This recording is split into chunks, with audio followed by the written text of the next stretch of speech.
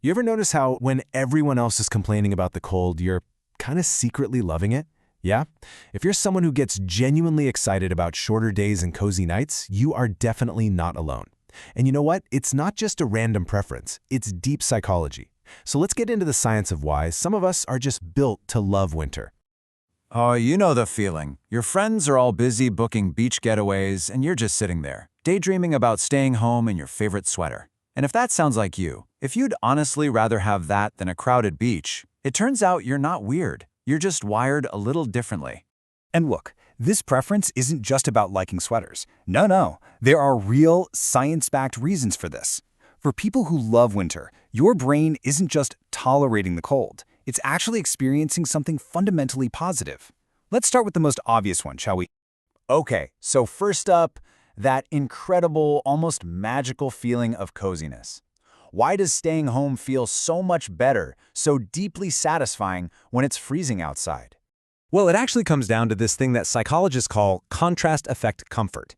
See, every single time you're warm inside and you happen to glance out at the howling wind or the falling snow, your nervous system processes that massive difference. And that contrast between the harsh world out there and your safe, warm bubble, it gives your brain this little hit of satisfaction. It's a super primal feeling that says you're safe, you're warm, you found shelter. And this is where it gets really interesting. Think about how different that is from summer. In the summer, staying inside can feel like you're missing out, right? There's that social pressure, that FOMO. Your brain might even register it as a loss. But in winter, staying in feels like you're making the superior choice. It feels like a sanctuary, not some kind of sacrifice. And that feeling ties right into another deep-seated instinct, something called refuge appeal.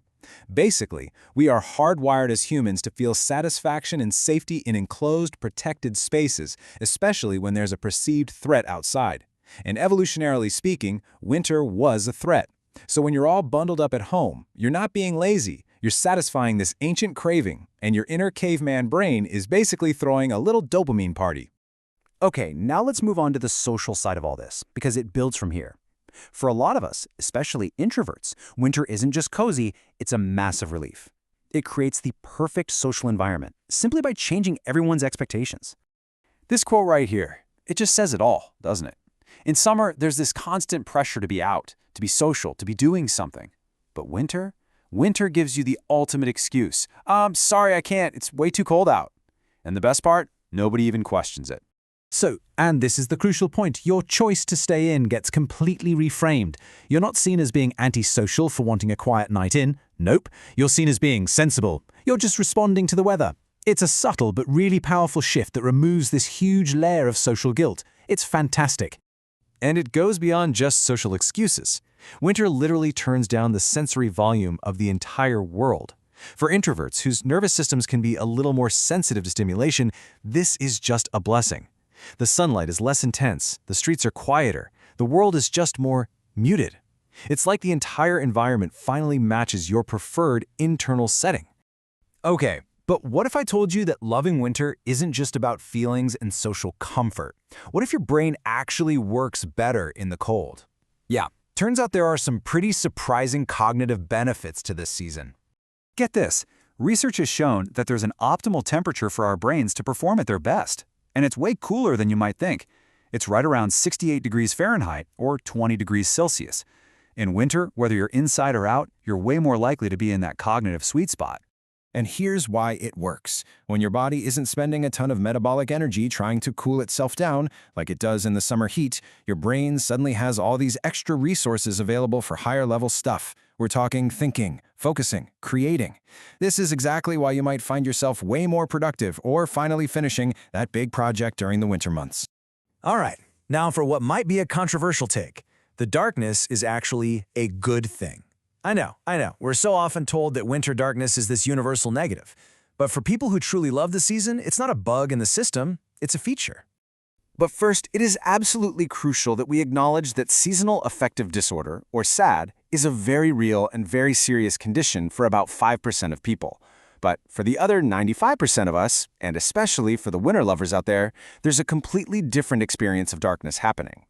Think about it. When the sun sets at 4:30 in the afternoon, it creates a natural boundary. Your day has a clear, defined endpoint. There's no guilt about winding down early because your body's own rhythm is telling you, hey, it's time. Compare that to a summer evening where it's still bright at 9 p.m. and you feel like you should be out doing something productive. And then, of course, there's the whole aesthetic of it. Winter darkness has its own vibe, its own atmosphere. You've got the warm glow from inside people's windows, the sharp contrast of streetlights on the snow, the early stars. It's moody and beautiful in a way summer just can't be. For those who can appreciate it, darkness isn't an absence of light. It's a presence all its own. And all of this brings us to what might be the deepest, most profound reason of all. Winter gives us permission to rest. It lets us honor an ancient human rhythm that modern life has pretty much tried to erase. I mean, think about it. Modern society demands this constant, high level of energy and productivity all year round. We're expected to be on 365 days a year. But that is completely out of sync with nature's rhythm, the rhythm that we evolved with for thousands and thousands of years. You know, for our ancestors, life was cyclical. It had seasons. Spring was for growth. Summer was for high activity. Autumn was for the harvest. And winter, well, winter was for rest. It was a time of conservation, of staying close to home, of just slowing down. It was an absolutely essential part of the human experience.